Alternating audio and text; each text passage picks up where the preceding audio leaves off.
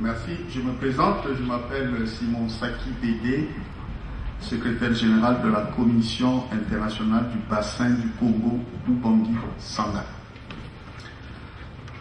La gouvernance des ressources en eau du bassin du Congo, c'est le thème que je présente assez rapidement, en 5 minutes. Le bassin du Congo a une superficie de 3 822 000 km², une longueur pour le fleuve Congo de 4 700 km et un débit de 41 000 m³/seconde, ce qui place le Congo juste derrière l'Amazone au point de vue débit dans le monde.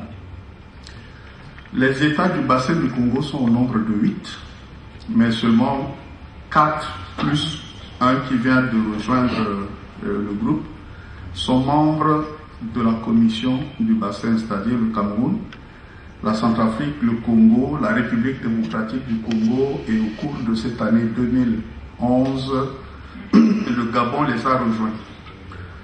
Ne sont pas encore entrés dans les États membres l'Angola, le Rwanda, Burundi, la Tanzanie, la Zambie.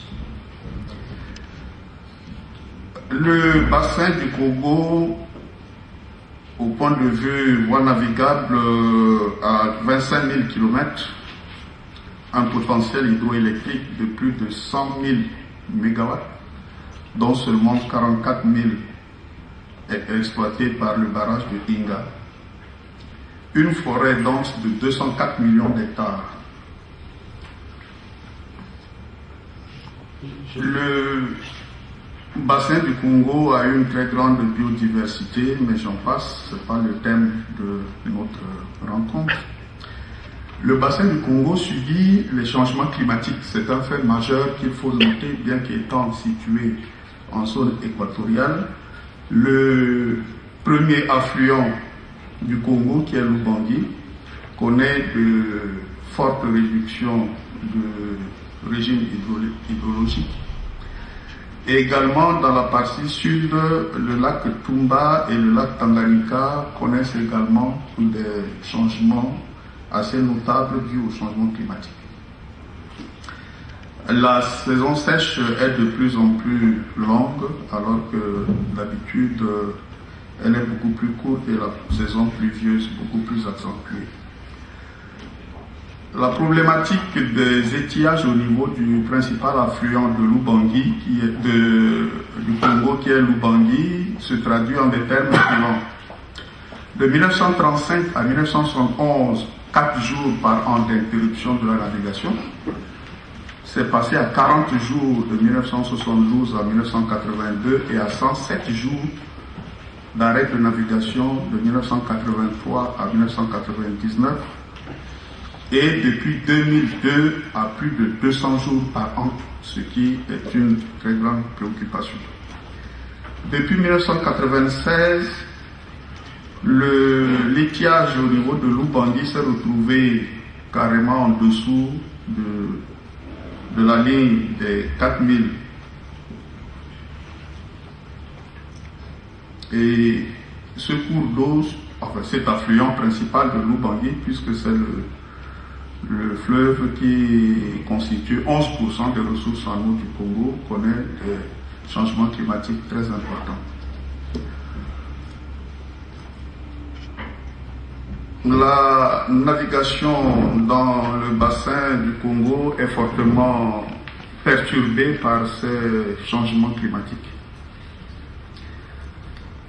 La SICOS est une organisation qui a été créée en 1999 par les 4 États membres au départ, rejoints par le Gabon en 2011. Et elle développe dans un premier temps le transport fluvial et depuis 2007 la gestion intégrée des ressources en eau. Pour accomplir son mandat, la SICOS, avec l'appui de quelques bailleurs de fonds, a lancé plusieurs initiatives, notamment le plan d'action stratégique sur la navigation intérieure, financé particulièrement par la coopération allemande, Le système d'information du bassin du Congo à travers le projet GETRACO et GETRACO financé par l'Allemagne et AMSD par l'Union européenne et l'Union africaine. Le plan d'action stratégique depuis 2010 financé par la Banque africaine de développement pour lequel une table ronde des barres de fonds est prévue le 22 juin prochain à Yaoundé.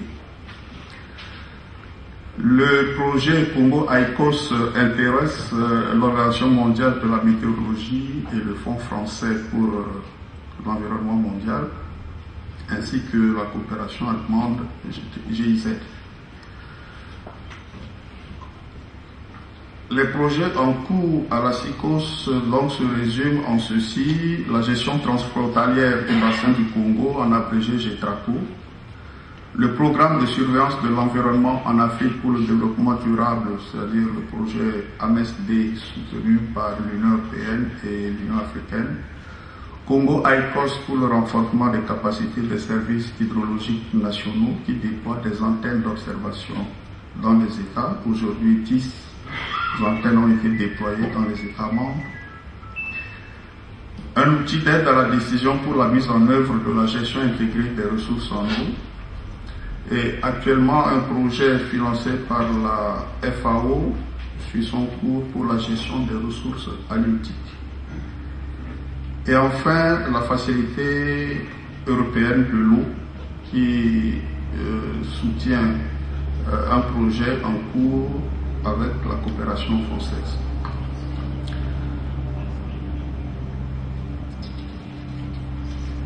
Bon, je ne rentre pas dans les